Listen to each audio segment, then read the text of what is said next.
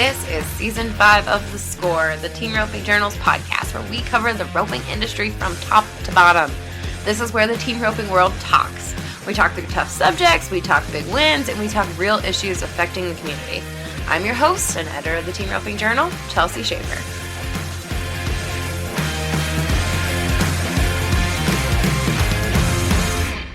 Today's episode is brought to you by SS GoldieRocks. He's owned by Josh Sly in Mountain Park, Oklahoma, and his stud fee is $1,500.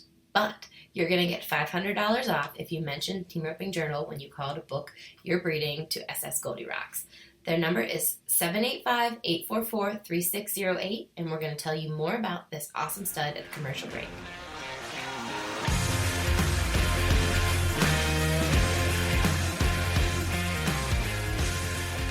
Hey everyone, welcome back to The Score. I'm recording this little introduction Monday morning after the Cinch Timed Event Championship this past weekend at the Lazy Arena.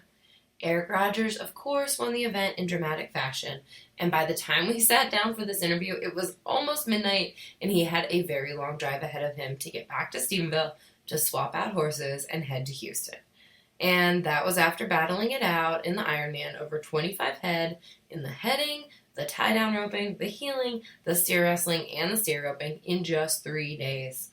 I have watched Erich over every one of the last 9 years at the timed event, and to see him put it all together to win $100,000 was really something special. And now, there's a lot we don't cover in this interview that I think you're really going to want to hear and see.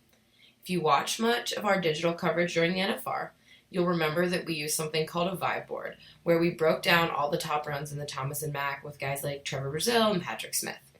We busted that back out for Drew Stewart's Preferred Sports Desk at the Lazy E, and we'll have all of those breakdowns along with the full event on roping.com in the coming weeks for you to go back and enjoy. So if you want more from the coolest, most iconic event in all of rodeo, we've got you covered at roping.com.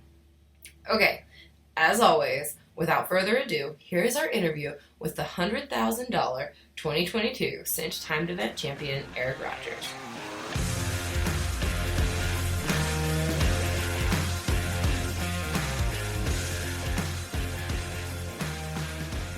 Erich, you have been, everybody has talked to you all night long. It has been a very exciting night in Erich Rogers' world. Tell me, have you processed it through all these interviews?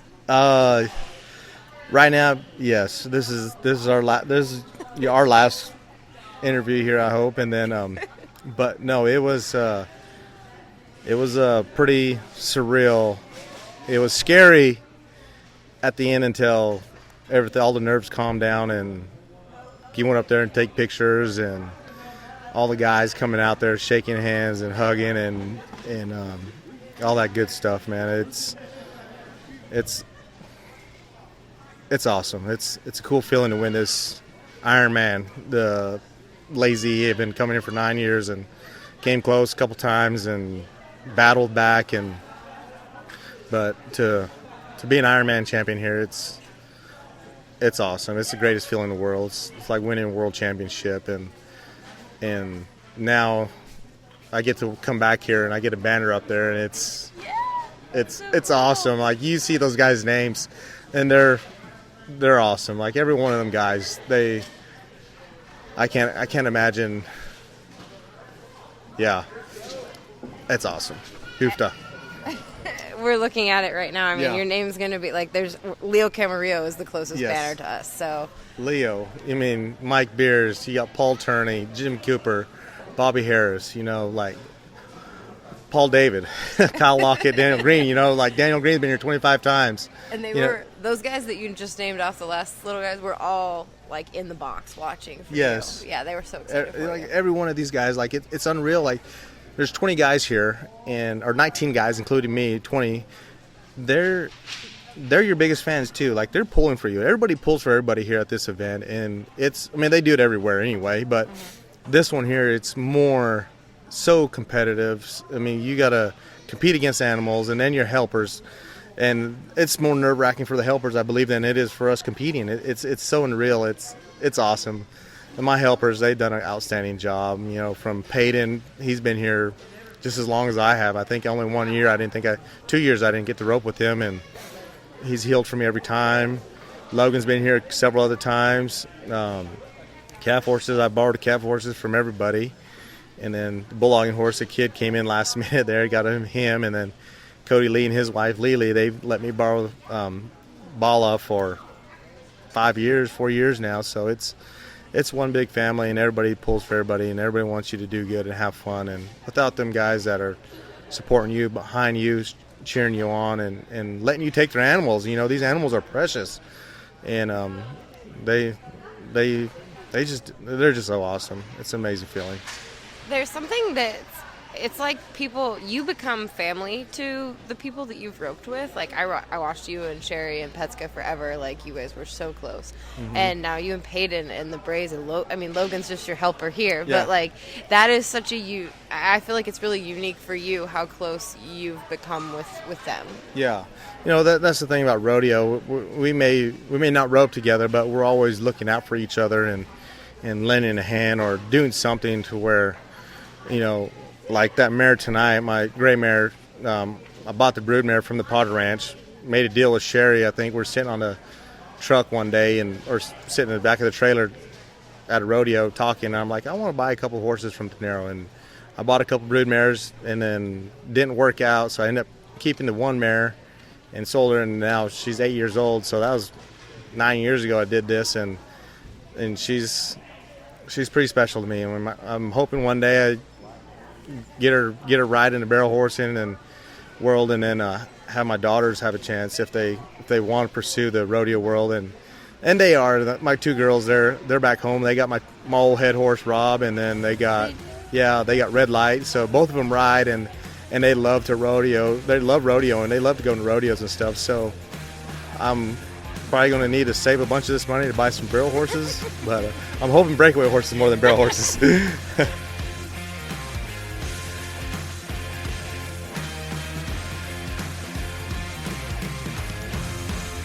Today's episode is brought to you by SS GoldieRocks. This is a stud by FireWaterOnTheRocks out of Bailey Packin Gold by Packin Sixes. Now, owner Josh Sly is married to a barrel racer, so he knew of the great sire FireWaterOnTheRocks. He previously bought a really nice colt from the owner of FireWaterOnTheRocks, Robin Harry. So in 2018, when she had an hours-old foal by him out of the Packin Sixes bred dam, Sly jumped on it. SS GoldieRocks has the short back and powerful hindquarters that help FireWaterOnTheRocks produce 2 NFR barrel horses and progeny that have earned $2.2 million. But still, Sly told his colt starter to decide whether to geld the dark Palomino. Now that colt has plenty of ranching done on him. They plan to head on SS GoldieRocks at the Rope Horse Futurities this year and already placed in the limited at the Royal Crown in Buckeye, Arizona. His progeny will be eligible for Royal Crown and Regatta Buckle Futurities, plus several barrel racing industry incentives. He's crazy gentle, and nobody's afraid to haul him anywhere. He's been used on the ranch in Mountain Park. He is gentle to haul with your barrel horses, with your wife, and his colts are going to be really, really cool. So thank you to Josh Sly for sponsoring this episode. Remember, this stud, SS GoldieRocks, is by FireWaterOnTheRocks, out of Bailey Packin Gold by Packin Sixes. Check him out. Remember, just call 785-844-3608. And remember, the stud fee is $1,500, but you get $500 off if you mention the Score and the Team Roping Journal when you call to book your breeding.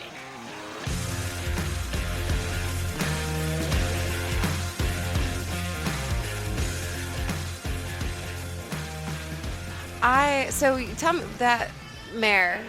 How is she? Dinero on the bottom side? Yep, and Dash for Cash on the. She's a Dinero. Dinero's a sire, mm-hmm. And then she's a Dash for Cash mare. Gotcha. Yep. And you said maybe you're going to ride her at the BFI. It's a possibility. Yeah, we got it up in the air. Peyton likes heeling behind her. I like roping on her because she scores a little bit, and then she'll run. She dang sure runs and does a good job, and she finishes phenomenal. So I rode at the Royal Crown the other day, and then roped on her at the Mike Survey because they had some fresh little steers, muddy, and my good sorrel mare, she was just a little touch strong, so I was like, I better just try her out, this mare, and she run through the barrier pretty good, and she handled cattle phenomenal there. Mm-hmm. Had a chance, did really good on her. So one thing about interviewing you is that there's a lot of pressure because your friends are very invested in the questions I ask you. And I've been getting some coaching. Yeah. And one of the things that they talked about was, and I was like, man, can I ask him this? Because I don't want to make it a cliche or make you talk about like how you grew up, just for the sake of it.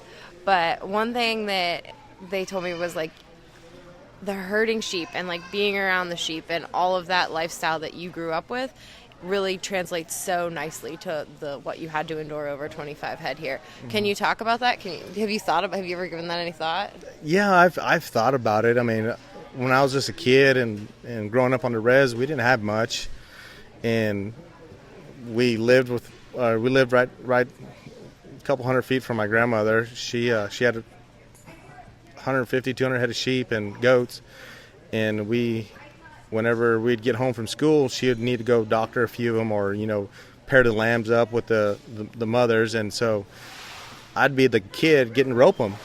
And there was one goat I remember, she had the perfect set of horns. It almost looked like a set of steers. And I roped that booger for so long, and I got yelled at so many times, got whipped on. And when I would, kids, they would send you up to the mountains for the summer camp, and then they'll leave you up there for a week. And maybe a bunch of us, or a bunch of my cousins, we'd stay up there for a week. And for the summer, if we didn't do good in school, or if we did good in school, that's where we went, because we didn't have to take summer classes. So we stayed up there for a week, and they'll come and check on us, and then we'll come back. And then summer times, I would go up there for a week, and then come back and go to my dad's dad and my grandpa James, and he was on the grazing committee for his community in Rock Point, and so I'd go with him to the brandings everywhere, and we had all my cousins there too. We'd rope and help work cows and get them all done. And then my grandpa, he had let me drive. I remember the first time driving a truck standard. We left I can't remember where it was. I think it might have been Sweetwater, somewhere near Sweetwater, and we drove home, and he fell asleep, and I just learned how to drive a standard. Like I was 10, 11 years old, learning how to drive a standard, and he fell asleep, and I'm getting into town. I'm like, hey, I was just on the dirt roads, and I was like, hey, Grandpa, I said, do you want to wake up? You want to drive from here? And we stopped for a minute, and he was still asleep. He was tired. So then I just took it upon myself and started driving on the main highway, 191, went through Rock Point, and then drove all the way up there to his house, and he woke up as we're pulling in, and then he kind of looked at me. He's like, you're supposed to wake me up. I said, I tried to. You were sleeping. He's like, well, we made it. And my grandma, she was such a sweetheart. She had let me drive and go to her friend's house to pick up some stuff, and I had to drive around she wouldn't let me drive on the main road. I had to take the back roads, the wash, and all that good stuff back there. But, that feeling of being home, coming from the res, came from pretty much nothing and made it here to the big leagues. It's an awesome feeling, and to see my family support me, it's awesome. And then the relatives I have back home, they know where I came from, and they, I don't know, I love it. It's an amazing feeling.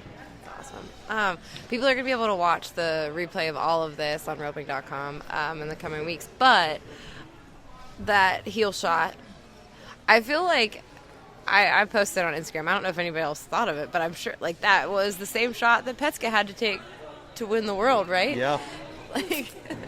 Well, he didn't float it. I kind of had a floater. Oh man, that was it. That was, and my horse. Thank you, Lockett. That run there. Gosh dang it! It was. You couldn't. I tried to plan it to where I just scored a little bit, but when I scored, like he left and then he went left hard, and Logan did a phenomenal job. And when Logan ropes him, I'm still a ways away from him, trying to catch up to him. And then the steer hits. I'm like, I'm too tight. And then all of a sudden, I just let off, and I could just feel myself.